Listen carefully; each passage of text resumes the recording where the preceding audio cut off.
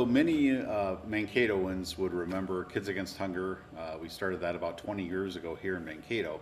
And that was kind of a born out of Feed My Starving Children, which a lot of people, including yourself, have been to. And the idea was is that in a 1 cup serving, a very small serving, there would be enough nutrition for the entire day for a starving kid.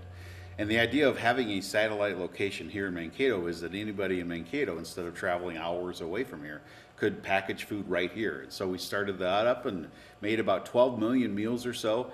And then some things happened with Kids Against Hunger, and we instituted a thing called Jesus Food, which is the same exact concept as what you're used to. It's just with Jesus. So we believe as Christians that people are starving of the body, but also you can be starving of the soul. So we believe that Jesus is that filler of the soul, the one where there's a hole in us and there's what else can fill it?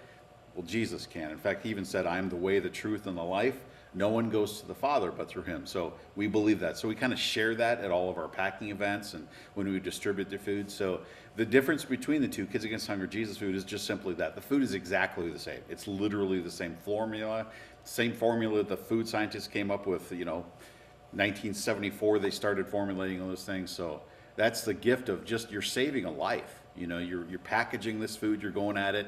I remember our messiest group ever, the one that spilled the most rice all over the place but made some of the most food, was Mankato West football team. And that was one of the years that they actually went to state and won. So I'm thinking maybe it was because, they saved lives beforehand. But that's awesome. Yeah. You guys have an event coming up tomorrow. Tell me about that. We do. So we do these citywide packing events where we actually take everything and do a mobile event. And so we just did one in Mapleton. And we had the school there, and then we had over, I think it was 70, 80 people during Christmas, and we packaged there. The Langworthy family was a big pusher on that. And then now we're doing it in Wells this Wednesday. The pack starts at 4 p.m. You could still sign up if you want to ahead of time. And the whole idea is that you bring the stuff there, set it up in a school. We're at the USC, United South Central School, and we're packaging right in the Commons area. And so we're looking for over 100 volunteers. I believe there's close to that already signed up. And the goal is to make over 20,000 meals.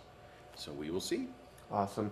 Why is it so important for local communities to support those people in need? Well, I think the biggest thing is there's a lot of things we can do in life, and it kind of matters, or it's kind of important. But when you actually save someone's life, that's powerful. Everybody gets that, whether you're religious or not. Everybody gets, hey, I can go and do this for an hour or two, and I can save literally hundreds of lives. So every person that works in the line, if they're fast enough, can package enough to feed a kid for a whole year. So every single person is going to save a child's life for an entire year. That's awesome. Anything else that you want to toss in there? No, I think, the biggest thing is we have a facility in Mankato again. We've been going for over 10 years now as Jesus Food and Kids Against Hunger. So if you can't do Jesus Food because of the religious reasons, you can do Kids Against Hunger.